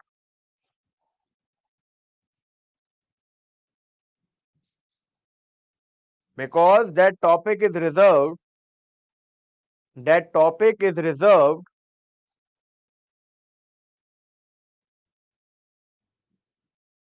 that topic is reserved for some special court, for some special court, and this is related to express or implied bar, and this is related to express or implied bar, this is related to express or implied bar। अब देखो एक चीज समझो, ये जो मैंने आपको लिखवाया है, ये चीज समझो कि मान लो एक सिविल कोर्ट है, ऑर्डिनरी सिविल कोर्ट, क्लियर। मैं एक फैमिली मैटर लेके जाऊं, फैमिली मैटर लेके जाऊं, ये कोर्ट कह दे कि साहब मेरे पे जुरिसडिक्शन नहीं है, नॉट हैव जुरिसडिक्शन। ठीक है, मैं इससे पूछ रहा हूं कि साहब आपके पास जुरिसडिक्शन क्यों नहीं है, मतलब मैं फैमिली मैटर को सिविल कोर्ट लेके जा रहा हूं, सिविल कोर्ट कह रहा है कि साहब मेरे पास जुरिस्डिक्शन नहीं है आपके केस को ट्राई करने का। मैं कहूंगा कि साहब आपके पास जुरिस्डिक्शन क्यों नहीं है, तो ये कहेगा कि साहब फैमिली मैटर्स के लिए अब क्योंकि हमने एक स्पेशल कोर्ट बना दिया है, फैमिली मैटर्स के लिए एक स्पेशल कोर्ट बना दिया और सारे फैमिली मैटर इसी कोर्ट में ट्राई होंगे। क्लियर? तो इस कोर्ट के अलावा बाकी जितने भी कोर्ट्स होंगे उन पर फैमिली मैटर्स ट्राई करने का जुरिस्डिक्शन नहीं होगा। इसी जुरिस्डिक्शन को बोलते हैं subject matter jurisdiction. Subject matter jurisdiction ये कहेगा मेरे पास सब्जेक्ट मैटर, मतलब ये कहेगा कि इन सब्जेक्ट को लेके, इस सब्जेक्ट को लेके हमारे पास जुरिस्डिक्शन नहीं है। तो जब एक पर्टिकुलर सब्जेक्ट को लेके हमारे पास जुरिस्डिक्शन नहीं है, इसका मतलब है कि वो सब्जेक्ट मैटर जुरिस्डिक्शन हमारे पास नहीं है। तो फैमिली मैटर को लेके this civil code does not have subject matter jurisdiction. ठीक है? In this particular matter this code does not have subject matter jurisdiction. Clear? समझ में आ गया? चलो, please write second point. Second point लिखिए please.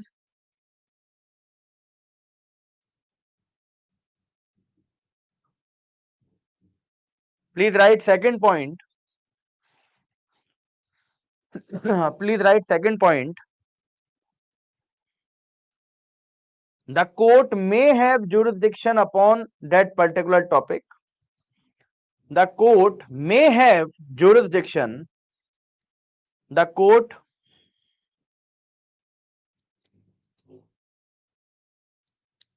the court may have jurisdiction upon that particular topic. अब हम ये मान के चल रहे हैं कि मान लो उस पे सब्जेक्ट मैटर जुरिस्डिक्शन तो है, ठीक है, उस पे सब्जेक्ट मैटर जुरिस्डिक्शन तो है।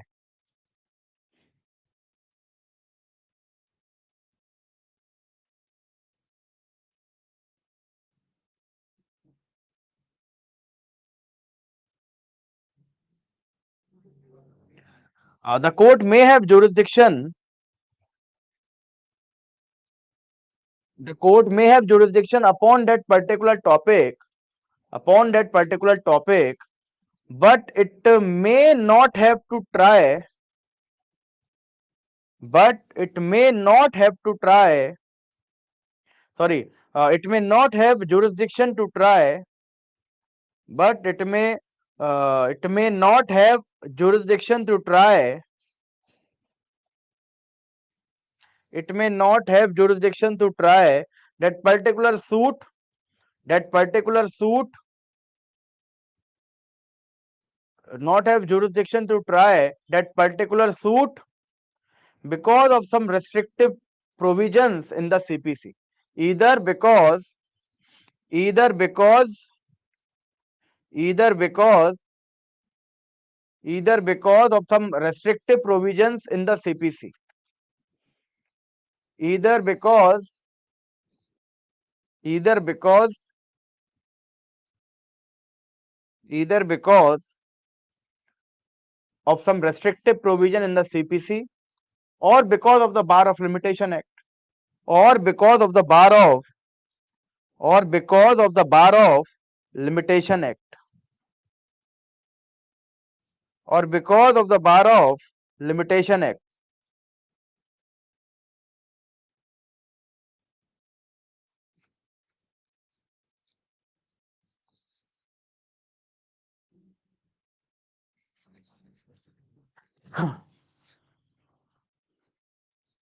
ठीक है?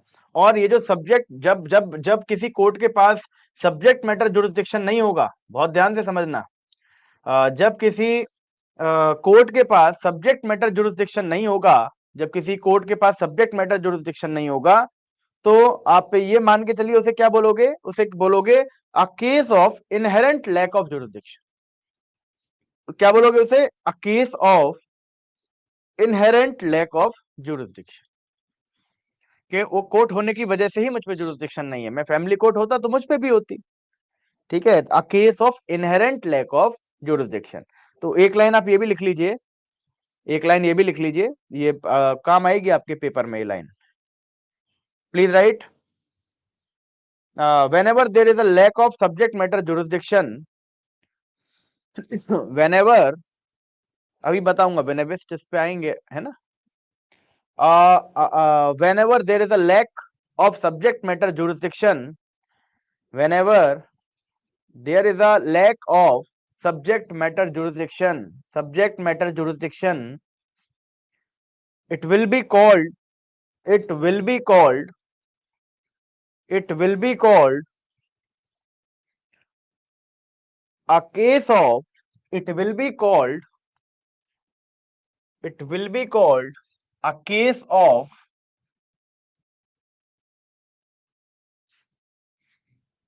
inherent lack of jurisdiction.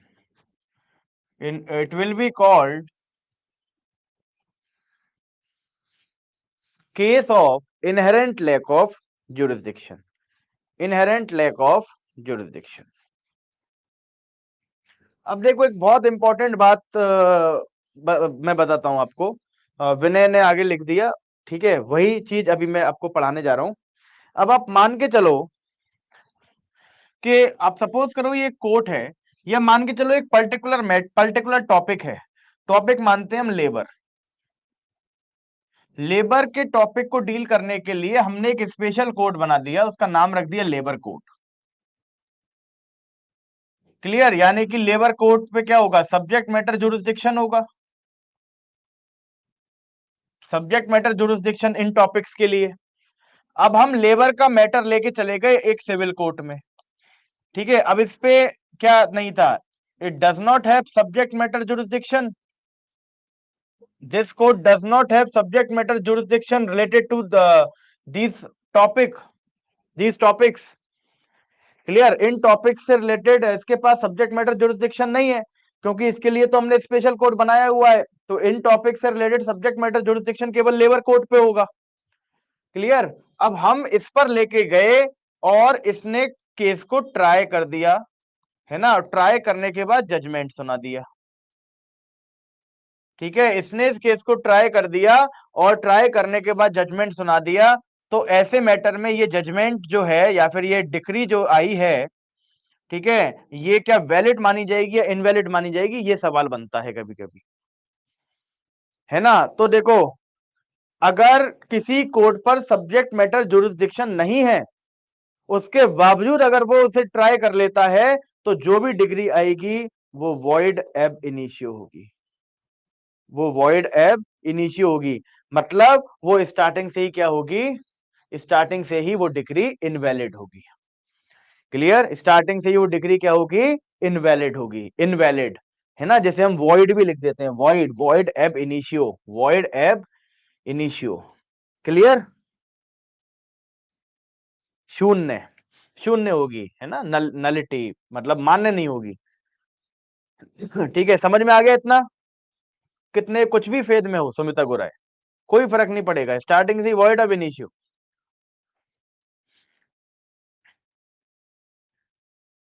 एक लाइन में लिख भी लो इसे, प्लीज राइट, एक पैराग्राफ लिख लीजिए.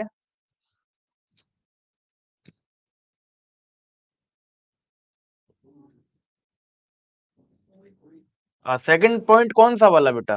सेकंड पॉइंट, अच्छा वो वाला. सेकंड पॉइंट का तो बस इतना मतलब है कि एक तो सब्जेक्ट मैटर जुरिस्डिक्शन ना होने का मतलब, पहला पॉइंट क्या है, देखो, सब्जेक्ट, अगर किसी कोर्ट पे सब्जेक्ट मैटर जुरिस्डिक्शन नहीं है तो इसकी दो बातें हो सकती हैं, दो चीजों की ओर संकेत कर रहा है कि या तो कोई स्पेशल कोर्ट ने उसके जुरिस्डिक्शन को बार कर दिया, रेस्ट्रिक्ट कर दिया है, या फिर सीपीसी ने उस पर्टिकुलर टॉपिक, सॉरी, सीपीसी ने या सीपीसी के किसी प्रोविजन ने या लिमिटेशन के किसी प्रोविजन ने किसी एक पर्टिकुलर सूट को रेस्ट्रिक्ट करने से मना कर दिया है ना. तो हम मानेंगे कि साहब इस पे तो सब्जेक्ट मैटर जुरिस्डिक्शन नहीं है, क्योंकि ये it is restricted by the provision of CPC, या फिर it is restricted by the limitation act.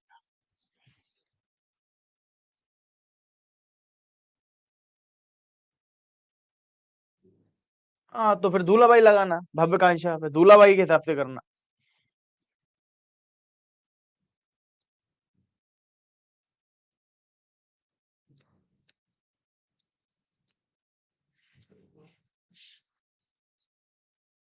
हाँ, लिखो. In those cases where the court had, please write, लिखिए, in those cases, in those cases where the court had no subject matter jurisdiction, in those cases where the court had not subject matter jurisdiction, where the court had no subject matter jurisdiction and still the court try the suit. Heading कुछ नहीं, बस दो line छोड़ के एक paragraph लिख लो, heading कुछ नहीं है इसकी, हर चीज की हेडिंग थोड़ी होती है, ये तो टॉपिक में ही पैराग्राफ चल रहे हैं। In those cases where the court had no subject matter jurisdiction, and still the court tried and passed a decree, and still the court tried and passed the decree, still the court tried and passed the decree, the decree will be void ab initio, है ना, void ab initio जो लिखा है, void ab initio, मतलब void ab initio का मतलब होता है स्टार्टिंग से ही वो क्या मानी जाएगी, बिल्कुल बेकार मानी जाएगी, नल मानी जाएगी, जीरो, शून्य मानी जाएगी। then the decree will be void ab initio, then the decree will be void ab initio। बताइए, it is clear to all of you?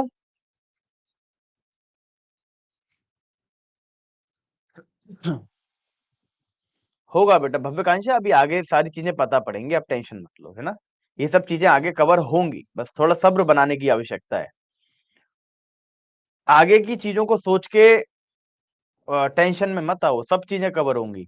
आपको केवल जितना एक क्लास में पढ़ाया जाए उसे देख के ये बताना है कि समझ में आया या नहीं आया, या कोई डाउट रह गया, है ना, क्योंकि अगर आगे के डाउट आप अभी पूछोगे तो उसका कोई फायदा नहीं है, क्योंकि आगे तो वो कवर होने ही होने हैं। अब बताइए, क्लियर हो गया सारी चीजें?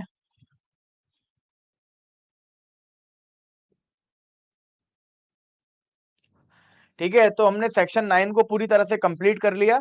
उसके बाद हमने टाइप्स ऑफ जुरिस्डिक्शन देखा, और टाइप्स ऑफ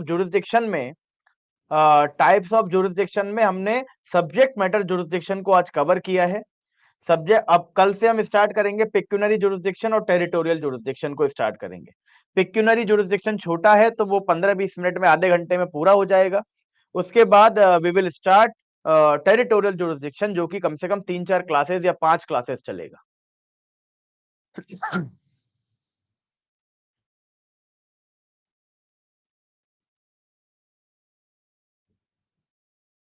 नहीं, क्यूरेबल नहीं होगी, ये सब्जेक्ट मैटर में क्यूरेबल नहीं होगी। टेरिटोरियल में आगे चल के हमें पता पड़ेगा कि टेरिटोरियल जुरिस्डिक्शन में ऐसा होगा कि डिग्री वैलिड हो जाएगी, बट इसमें नहीं होगी। ठीक है, मैं फिर से एक बार याद दिला दूं, आज रात 10 बजे स्टडी IQ जुडिशरी के यूट्यूब चैनल पर मैं एक स्पेशल सेशन लूंगा। यूपी, बिहार और जितने भी स्टेट में जीके आती है उसको ध्यान में रखते हुए मैं आज हिस्ट्री से स्टार्ट करूंगा।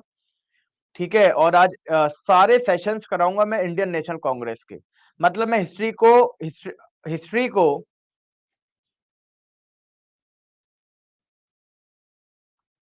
को मैं ऐसे टॉपिक में बांट के कवर करूंगा, ठीक है, जिससे टॉपिक भी कम बने और कोर्स भी आपका पूरी तरह से कंप्लीट हो जाए। ठीक है,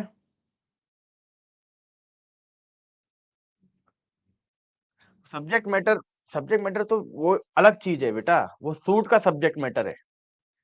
क्लियर, वो सूट का सब्जेक्ट मैटर है। ठीक है, कल इस चीज को समझाऊंगा तुम्हें प्रद्युमन, ठीक है, इस चीज को समझाऊंगा मैं तुम्हें कल बोर्ड पे ढंग से। बेटा वही होगी, मतलब कम से कम 40-45 मिनट्स का सेशन होगा, बट फायदेमंद होगा तुम्हारे लिए। स्टैटिक में तो जो टॉपिक मैं आपको कराऊंगा वो हर स्टेट के लिए सफिशिएंट रहेगा।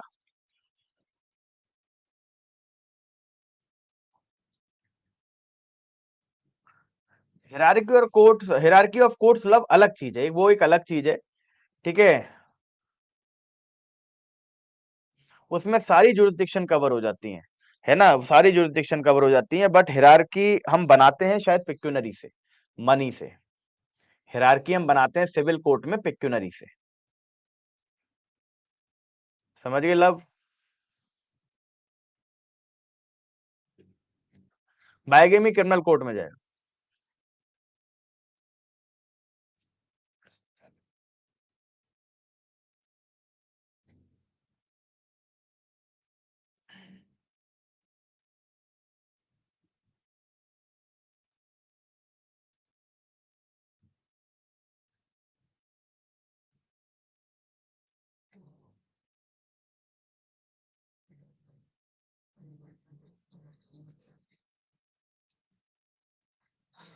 नॉर्मल कोर्ट में भी जाते हैं, देखो ये हर डिस्ट्रिक्ट का अलग अलग वो होता है। हाँ, मैं पूरा हिस्ट्री कराऊंगा आपको, टेंशन क्यों ले रहे हैं, पूरा हिस्ट्री कराऊंगा।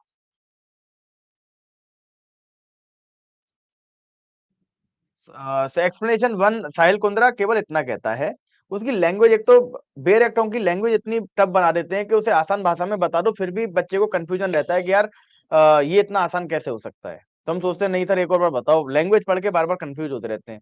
वो केवल इतना कह रहा है कि आप किसी प्रॉपर्टी के राइट को कंटेस्ट कर रहे हो, या किसी ऑफिस के राइट को कंटेस्ट कर रहे हो, जो राइट पूरी तरह से एक रिलीजियस सेरेमनीज पे बेस्ड है या रिलीजियस राइट्स पे बेस्ड है, तो वो पूरी तरह से रिलीजियस सेरेमनी पे बेस्ड है, ठीक है, फिर भी सूट ऑफ सिविल नेचर कहलाएगा।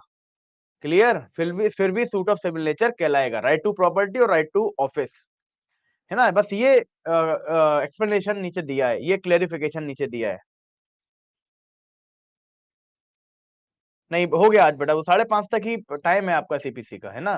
तो आज के लिए इतना ही, कल से स्टार्ट करेंगे पेक्यूनरी जुरिसडिक्शन। नोट्स बनाना, और क्या क्यों नहीं बनाओगे, नोट्स बनाना क्लास में।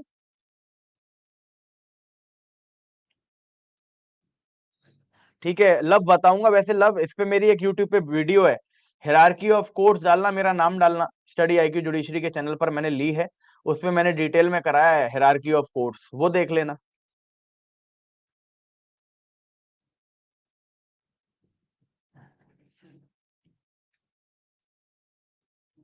स्पेशल कोर्ट्स बन जाते हैं, एमपी एमएलए कोर्ट्स बन जाते हैं बेटा पॉलिटिकल के लिए।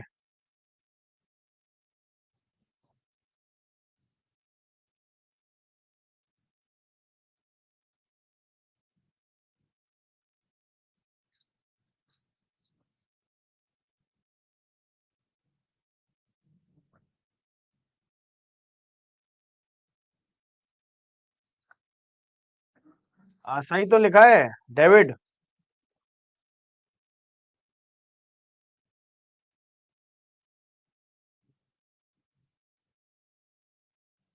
सही तो लिखा है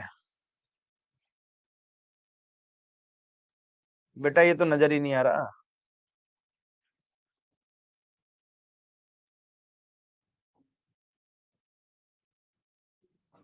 ठीक है, इसमें ये जो डेविड पुरी आपने भेजा बीएनएस का क्वेश्चन, इसमें इसमें आपका सही होगा, है ना, आपका सही होगा, मतलब ए सही होगा इसमें। बट जो सीपीसी का क्वेश्चन आपने भेजा है ना, सीपीसी का जो क्वेश्चन आपने भेजा था, उसमें सही है वो आंसर, बी आंसर होगा। Can not decide the objection, वो ऑब्जेक्शन केवल क्या करेगा, ऑब्जेक्शन केवल लिखकर कोर्ट में भेज देगा, ऑब्जेक्शन केवल लिखकर कोर्ट में भेजेगा। क्लियर? ऑब्जेक्शन लिख के कोर्ट में भेजेगा, बट डिसाइड नहीं करेगा कमिश्नर। क्लियर?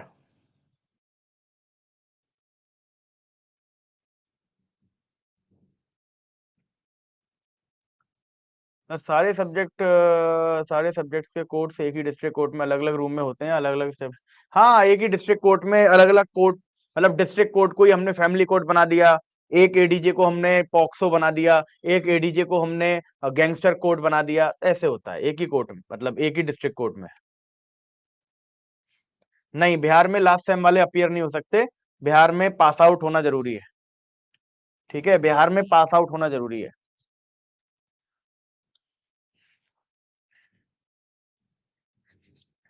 आ, चलिए ठीक है, फिर बाकी कल मिलते हैं, और कल से पहले बीएनएस में मिलते हैं, और बीएनएस के बाद मिलते हैं 10 बजे यूट्यूब सेशन पे, सारे बच्चे यूट्यूब सेशन पे जरूर आइएगा, हिस्ट्री का सेशन होगा, जीके आपकी तैयार हो जाएगी यूपी के लिए। ठीक है, okay, then thank you, thanks to all of you.